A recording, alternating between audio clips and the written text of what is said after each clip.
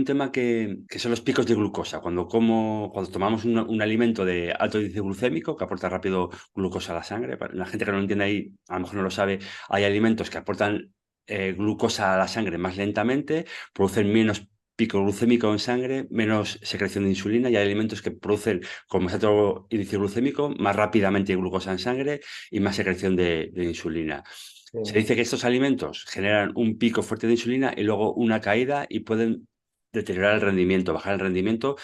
Un ejemplo, me tomo un gel antes del calentamiento de una prueba, sin haber hecho ejercicio físico, me tomo un gel y es posible que genere un efecto reactivo y perjudique mi rendimiento.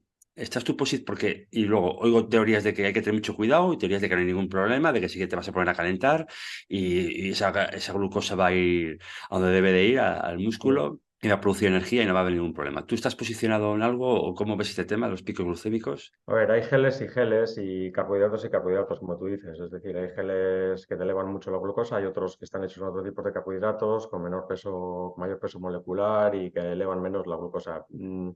Para mí sí que afectan los picos glucémicos al rendimiento negativamente, me refiero, ¿eh? Ujú. Es que los afectan directamente, porque tú eh, te tomas un chute de glucosa, te va a subir la glucosa en sangre muy rápidamente, como tú dices antes de calentar, te va a dar un pico glucémico. Vas a tener ahí un momento que si te pones a correr 3 minutos a fuego, pues vas a tener energía.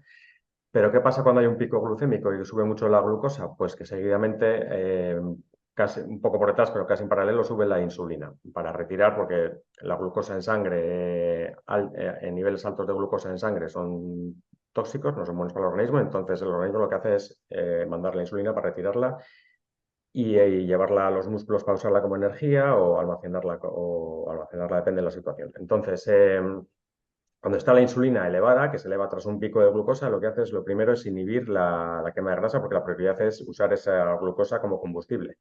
Entonces, te inhibe la metabolización de las grasas. ¿Qué pasa? Que te inhibe la metabolización de las grasas, te estás quedando ya sin uno de los dos combustibles que tenemos. O sea, ya vamos cojos ahí. Entonces, al quedarnos sin uno de los dos combustibles que tenemos, estamos dependiendo de uno solo, del de la glucosa, y estamos agotando los niveles de glucógeno más rápidamente. Y eso nunca es bueno. Ya sabemos, si los agotamos rápidamente, los terminamos antes, se nos terminan antes porque son muy limitados, y ya sabemos lo que pasa cuando nos quedamos sin glucógeno, que el rendimiento decae.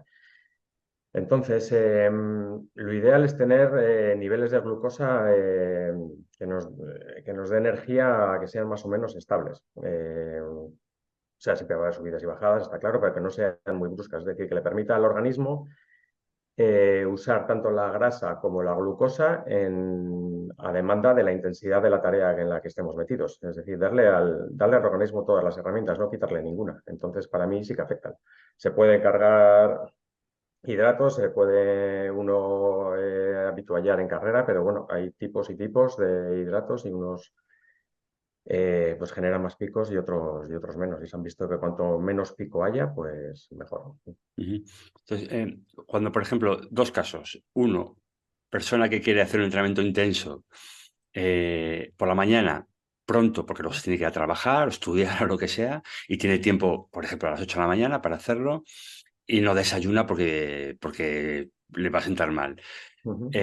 Y tampoco quiere entrenar en ayunas porque es un entrenamiento intenso y quiere rendir al máximo. Mm, claro, la opción de tomar un gel es algo que me tomo un gel o durante o antes, es una opción que puede ser plausible, pero me va a producir un pico, sobre todo antes más que durante. ¿Tú cómo Mm. podrías plantear todo esto para evitarlo? Y luego la segunda opción es una competición. Quiero tomar algo de carbohidratos antes de la competición para minimizar lo que tome durante la competición, porque a lo mejor me cuesta más tomarlo. Y también cómo lo plantearías para evitar el pico de glucosa. A ver, yo por ejemplo, te cuento lo que yo recomiendo y lo que hago para Claro. mí. Los sábados por la mañana, pues quedo tenemos un grupo de corredores, y entrenamos juntos y tenemos ahí, hacemos un entrenamiento de alta intensidad y yo no desayuno. ¿Qué hago y qué recomiendo hacer para entrenar en ayunas o a gente que entrena a primera hora de la mañana y no quiere desayunar? Que tampoco lo veo necesario desayunar para llevar no ya un entrenamiento en la zona 2 por debajo del primer umbral, sino ya un entrenamiento por encima del segundo umbral, a partir de la zona 4. cargar hidratos en las ingestas anteriores. Pues si tienes el sábado por la mañana, pues el viernes en la comida y el viernes en la cena, pues ahí cargas hidratos, cargas bastantes hidratos. ¿Y qué pasa? Vas a llenar tus depósitos de glucógeno y ese glucógeno no se pierde. A diferencia del hígado que lo usa el cerebro, el glucógeno que se almacena en los músculos solo sale cuando la actividad física es muy intensa. Es decir, no vas a perder glucógeno que has cargado el día anterior, porque lo tienes en los músculos, no lo vas a perder. Cuando empieces el entrenamiento vas a tener los depósitos llenos hasta donde tú lo hayas llenado, depende de la carga que hayas hecho, pero los vas a tener llenos. Entonces, ya está, ya sales con los depósitos llenos, aunque salgas en ayunas, no hace falta cargar antes. Y normalmente en un entrenamiento, otra cosa es una competición, eso es un protocolo diferente, ¿eh? Porque ya depende de la competición, de la duración, no es lo mismo un 1500 de 4 minutos que un maratón. Ahí hay que verlo específicamente y es algo muy especial y hay que hacer una carga también muy especial y el día protocolo, bueno, lo explico todo en el libro. Pero para un entrenamiento, normalmente un entrenamiento de alta intensidad, tú no soportas más de media hora de alta intensidad en un entrenamiento. No sé, tienes un controlado de media hora o lo que sea, o trabajar la fuerza, no vas a poder soportar esa alta intensidad más de media hora, tres cuartos, una hora, gente ya con mucho nivel, un entrenamiento ya muy al límite. Entonces, con salir con los depósitos de glucógeno ya cargados es suficiente, no hace falta hacer una ingesta de Genial. desayuno. Cuando hablamos Luego, de cargar en la cena, sería cenar arroz, cenar pasta, cenar sí, tubérculos, cocidos. claro, cenar la cena y la comida, si quieres, las dos ingestas anteriores, hacerla altas en hidratos. Yo, luego, si quieres, hablamos de la flexibilidad Sí, metabólica. Yo sí. me gusta mucho separar la alimentación, depende de los días, periodizar como los entrenamientos y pues las ingestas que tengas que hacer carga, pues priorizar los cereales integrales, priorizar los tubérculos, las legumbres y dentro de las frutas, pues las frutas más tropicales, pues plátano, piña, mango, caqui, papaya. Entonces, priorizar los alimentos altos en hidratos en esas dos ingestas anteriores y comer con normalidad. Con eso no vas a salir al 100 tus depósitos al 100%, ahí interesaría ya para una competición, pero los vas a llevar muy altos al 70, 80, 90%, depende de lo que cargues, y es suficiente para sacar un entrenamiento de alta intensidad adelante, no hace falta desayunar. Te tomas un café, si quieres, te da todavía un pequeño empuje más Ujú, y ya genial. está. Luego, hombre, hay bebidas energéticas. Yo en el libro hablo de un carbohidrato que no eleva la glucosa, que si el entrenamiento ya es muy, muy, muy exigente y ya se sale un poquitín de lo normal en cuanto a dureza, pues te puedes tomar esa bebida, te pongo ahí los gramos y todo eso, Sí. y esa no te eleva, lo bueno de esa bebida respecto a las otras, que no te eleva no te da los que te hemos comentado antes, los picos de glucosa tan altos y entonces te va liberando glucosa poco a poco, sin pico y a la vez puedes ir metabolizando grasa y a mí me gusta mucho y Luego dura. vamos a hablar de ello cuando lleguemos al apartado de suplementos, que es uno de Claro. los descubrimientos que tuve con tu libro, es esa bebida que me parece muy interesante. Mm. Y ya por acabar este tema me gustaría saber tu opinión de los carbohidratos a nivel genérico. Es evidente que las personas normales que no hacen deporte muy, muy, muy recreacional, tienen que tener mucho cuidado, pero un deportista que entrena mucho Mm. puede tomar más carbohidratos porque les está consumiendo, pero luego llegamos no sé si llamarlo extremo, de deportistas que entrenan mucho, que toman mucho bollería, muchos alimentos refinados, muchos ultraprocesados, porque piensan que lo están quemando y no hay problema, pero son alimentos que no son buenos para la salud, especialmente abusar de ellos. Entiendo que si un día te comes un donut de cada 7 meses no va a pasar nada, pero ¿cómo ves todo este planteamiento de la gente que no tiene cuidado porque lo está quemando todo al entrenar? Es lo que tú dices. A ver, los carbohidratos van tomando cada vez más relevancia según va avanzando tu nivel de exigencia y de intensidad de los entrenamientos. Una persona sedentaria, lo que hemos dicho, no lo necesita apenas. Una persona que hace deporte de salud, que sale a rodarte en la zona 2 3 4 días a la semana tampoco.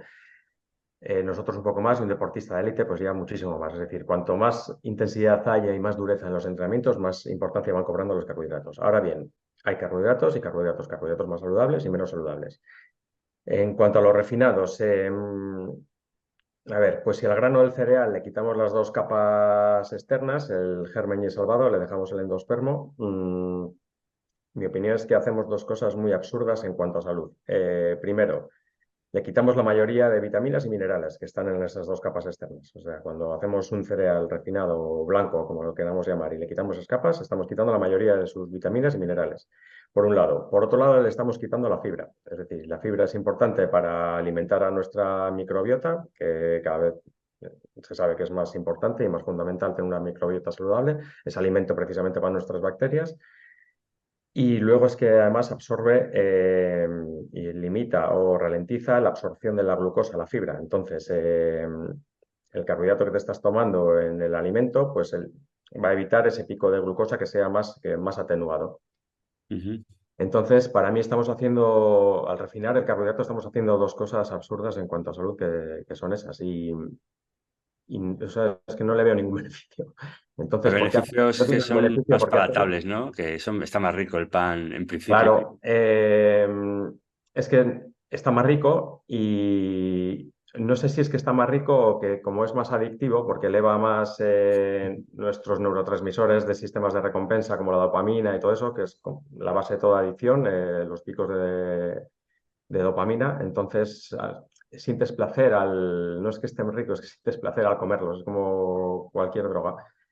Y funciona igual, vamos, no digo que sea exactamente una droga, pero que no nadie me malinterprete, pero que funciona igual y que crea mucho más adicción. O sea, tú cuando te da placer momentáneo mientras lo ingieres, pero perjudica la salud. Y ya sabemos que no lo sepa o debería saber que la salud es la base de todo el rendimiento. Es decir, sin salud no hay rendimiento. Y un deportista que quiera alcanzar su máximo potencial, que quiera rendir, lo primero que tienes que tener es salud, porque tú puedes tener una genética excepcional y una persona con una genética excepcional que no se cuide probablemente pueda ser mejor deportista que yo por genética, pero nunca, aunque yo vaya con una salud a tope y dices, no, pues es que mira cómo corre y no se cuida y tal. Hay casos. Hay gente que nace con bendecido por la genética y que no se cuidan y que andan muchísimo, pero nunca van a llegar a su máximo potencial. Es decir, sin salud no hay máximo rendimiento. Entonces, todo lo que sea cuidar la salud hay que hacerlo.